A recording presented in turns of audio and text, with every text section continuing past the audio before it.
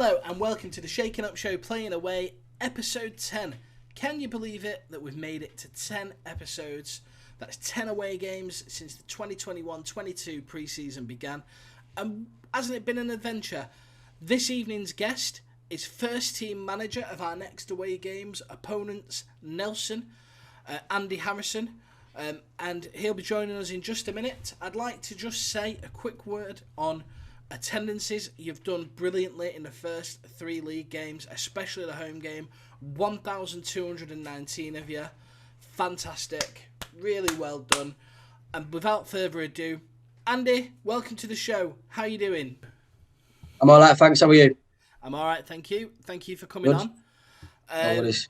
So I'll get cracking straight in with the questions.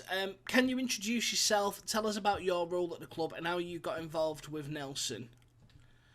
Yeah, so my name's Andy Harrison, first team manager in Nelson. Been there for just over 3 years. Still not managed to complete a full season with COVID and the month I took over.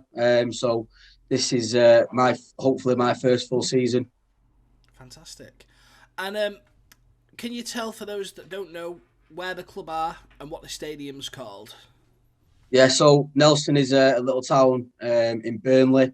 The stadium's called Victoria Park. Some people refer to it also as Little Wembley.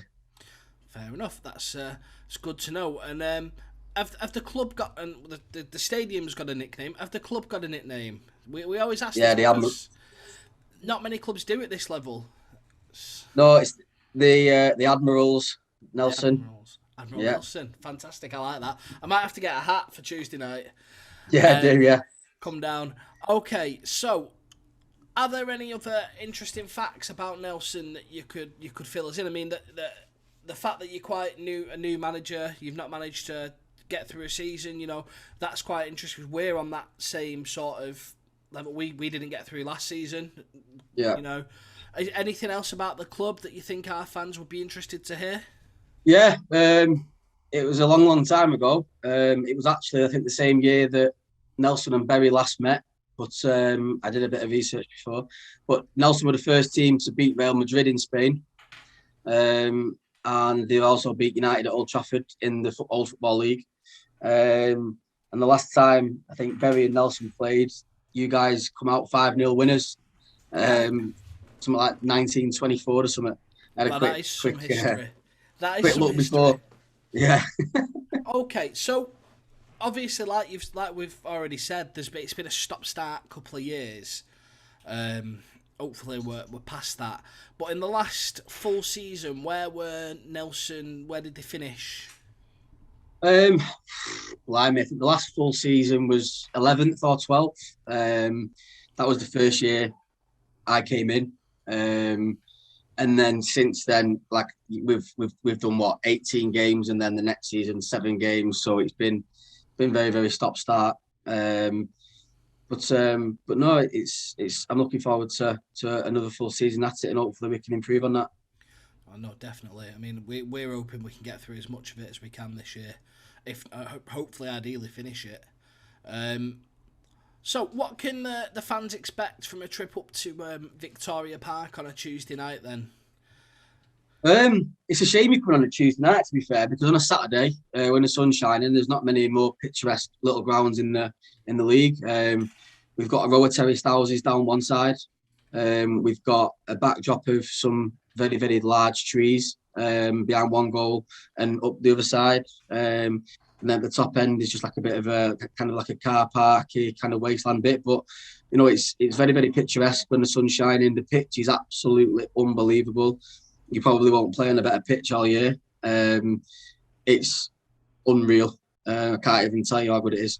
We've got a nice little clubhouse. It's had a bit of a renovation over COVID, and a lot of people that have been to Nelson pre-COVID would say that it's not a very nice place. It was getting on a bit, but the chairman, the owner, the volunteer, and it's a nice place to play football and to watch football again. I'm looking forward to it. We talking about pitches. We went to Atherton the other week. What a nice what a nice bunch, you know, really nice people. But I didn't know until the end of the game. Someone told me, I don't know how true it is, but apparently the goal line is level with the crossbar. Yeah, it's ridiculous, isn't it? Yeah, the lads were saying how knackered they were, like up that hill, and it's at 8 foot. I'm not surprised. Yeah, no, there's a few pitches in this league. I went to Campion a couple of weeks back to watch Campion and Golka, and their pitch is very, very similar. It's like the Himalayas. There's a few like that, but like you say, the one thing you're going to get at this level, you'll be hard pushed to go to a club and walk away and think, blimey, what an horrible bunch of people, or, you know, it's the people behind the scenes. You know, they're fantastic. Every club I've been to, I've not really walked away from one and thought any different. You know, you'll know yourselves the amount of work that goes into having a non-league club at this level. Not many people get paid for it, if any. It's all free time, and you know, there's nowhere near enough respect shown towards reward. You know, and that's something that we've been quite big on this year, is our groundsman, for argument's sake. You know, he's 60 odd, retired, been at the club for God knows how long, and the effort and the work he puts into that pitch is absolutely unbelievable. So it's a side that not many people see or appreciate until they're at this level. I'm sure you guys are seeing that now. But yeah, there's a lot of good clubs and a lot of good people involved at this level of football. Everywhere we've been, everyone has just been hospitable, friendly, welcoming, and it is a breath of fresh air, because in the football league you go to grounds and the fans want to fight you or throw stuff at you, you know, and it's a bit of a breath of fresh air, to be honest. Talking about football, I'll crack on. What sort of football should we expect from an Andy Harrison Nelson side? We've got a young side, but we've got an experienced side at that. There's a lot of lads that have made 100+ appearances at this level. You know, we don't turn up to take part or to sit in and defend against sides that may be, you know, better than us on paper. We'll turn up and we'll give it a go. We play in the right way. We try and play to entertain, but ultimately the idea is to score goals and stop conceding. I think the one thing that you will find at this level is you'll very, very rarely get a 0-0. It's full of goals, and you know, this year especially, we've got a very, very attacking squad. You know, our previous results, we've been beat 4-3 by Golka. We've battered them for 80 minutes. They've had a 12-minute spell where they scored 4 goals. They won't be afraid to say that as well. So we've been very unlucky there. Pilkington have done a job on us at smash and grab. They've done exactly the same thing. So that's what happens when you've got a young and experienced side, though, that's got no fear. We're frightening when we play. We're absolutely frightening. Some of the best football I've ever seen from a Nelson side has been in this last 3 games. Well, and pre-season. I've not been there for the last 3 games. I've unfortunately been banned, but back now, thankfully. But, you know, from what the lads tell me and, you know, people around the club, they're fearless. And the problem that they're going to have, if anything, is maybe a little bit of naivety, maybe a little bit of inexperience. But the only way they're going to improve that side is by playing more games and seeing where we end up. But we won't be altering the way we play for Bury on Tuesday night, and that's more out of respect to Bury. You know, we're not going to sit there and just try and defend and try and play for a 0-0 or a low score draw. We're going to take the game to Bury and go toe to toe and see where we end up. Fantastic. And I've got to say, and I've said it in a few of the episodes, that non-league football gets a bit of a rap. The pub league players, you know, I challenge them to come and watch, because I've been so impressed. And I would say that the gulf in quality between Conference and League Two isn't that big. It's just that they're full-time and they're a little bit fitter. Some of the play I've seen, some of our games, some of the goals I've seen have just been absolutely, from our opponents and from us, it's just been mental. I mean, I'm a Stockport County fan, so for my sins. So, you know, Stockport's kind of downfall, albeit not as bad as yours, wasn't too, you know, dropped like a stone. But, you know, I've watched them in the Conference North, I've watched them in the Conference, I've watched them in League Two, I've watched them in the playoff final, watched them in League One. And like you say, the only difference really is maybe fitness levels. because they're full time. But there's some lads playing in the Conference and Conference North, and now playing in the counties. That we're getting sides in League Two. I mean, look at Tom Pope, for example, has come from Port Vale to Congleton. We played in pre-season. Unbelievable footballer. Great record. Tom Greaves, another one. He might be coming towards the back end of his career, but he's getting most sides in the Northern Prem. That's so it just goes to show that at this level of football, people who want to call it a pub league or a farms league or whatever, and to be fair, do you know what? Of late, I've probably not heard much of that. They're doing it a massive disrespect because there's some fantastic footballers at this level. Some very, very good footballers. Definitely. Were you watching Stockport when the Gaffer played there? Yeah, I was actually. I'm gonna call it that. I think I was 11 or 12 when I first started watching him. So I think Tuesday night from 7:45 till 10, won't be anywhere near my mind. But I'm sure after the game we can have a beer and have a chat. And I've met him a few times at some sportsman's dinners at Stockport as well that he's been on. He probably won't remember me. I'm not expecting him to, of course, but and I've heard him on the commentary as well that he's done. You've got a great manager in charge, and I know Jonny as well. Obviously, he's your captain at the minute. He's through a mutual friend. What a career he's had as well. Him playing at this level normally would be an absolute travesty because he's unbelievable. But playing for a club like Bury with the direction that you're going and what have you, then fair play and good luck to him. And there's a few lads like that as well. Harry Brazil's another one, another name that you think, blimey, O'Reilly, like some lads you've got here. But like I say, we're not gonna shy away from that. We've got a lot of young lads. When I say young, I'm talking 17 to 20, who are unbelievable footballers, fresh out of academies, maybe not made the grade slightly, but they've got futures in non-league football, and some of them potentially maybe even a little bit further if they apply themselves. So yeah, look, all in all, looking forward to Tuesday. It'll be a good game. I can't wait. I mean, we've got some young lads coming this season, and it's like I don't know where they found them. It's like these lads are phenomenal. Talking about phenomenal players, who's your it factor? Who are the fans going to see play for you and go, wow? I think. Do you know what? It's unfair to single one of them out because no doubt they'll be watching this and I'll get a bit of stick as well. But it's very diplomatic. It would be very, very unfair to single one out. We've got two very, very good goalkeepers who would get in any side at this level. I am absolutely adamant about it, and we've managed to keep them both. We've got a very, very good striker. We've got two or three very good strikers, to be fair. A young lad called Max Kane from Clitheroe. Absolute lightning fast, bags of energy. Eye for goal. Another lad, Jack Foster. Nathan Webb's played pro at Accrington. Again, all young lads, kind of 20 to 23. Yeah.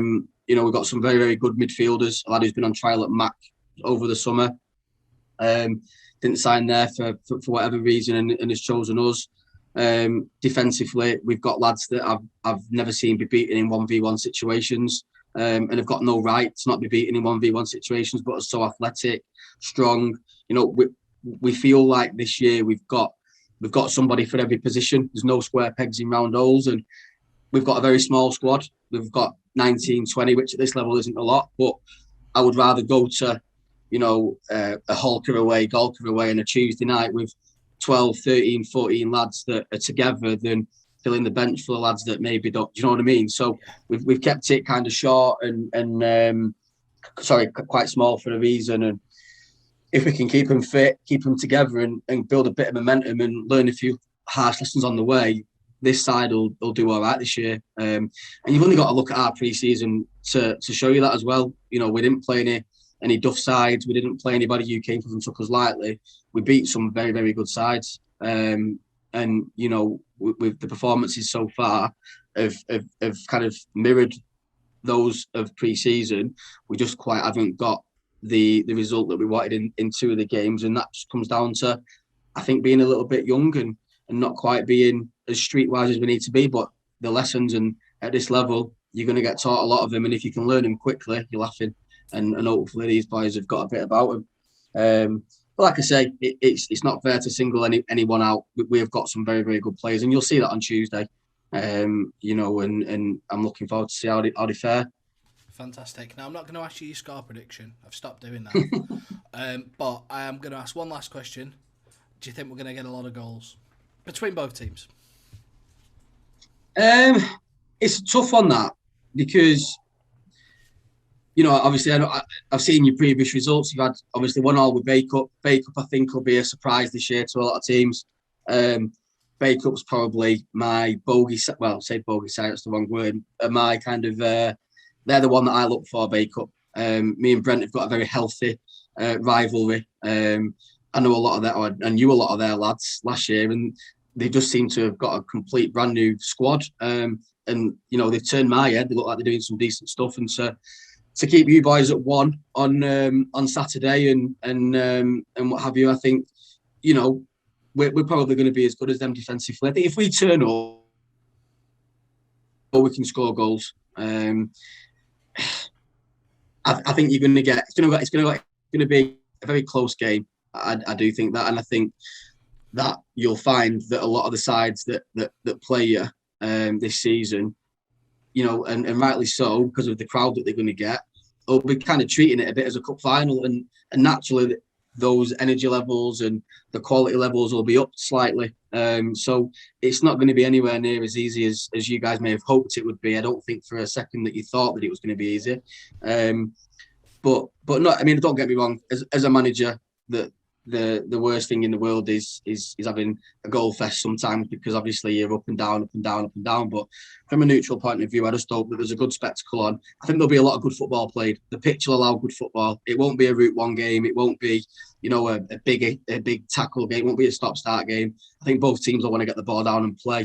And if both teams do that, then great. And all I can ask is that we go toe-to-toe and give a good account of ourselves and what will be. And that's all I'm asking from every single game. But I think against the Bury side, that's going to bring, a healthy crowd. We don't want to be party spoilers as such. We want to, give you guys an experience that you'll hopefully take away and say, do you know what, it was all right down there, and they're not a bad side. So that's kind of the message that we want to send. And yeah, if there's loads of goals for you, great. I just hope there's more for us than there is for you. just more for me, so I can use my goal gifts on the Twitter, really. But I'm really looking forward to it. And yeah, you're right. We're not taking any game lightly, because we've seen some of the teams that have come at us, and Bacup were the staunch defending. So I'm telling you, the referee could have let the game flow a little bit more. But you're going to get that at this level, aren't you? Yeah, don't ask me any questions about referees. I'll end up banned. No, we'll leave it there. But thank you for coming on, Andy.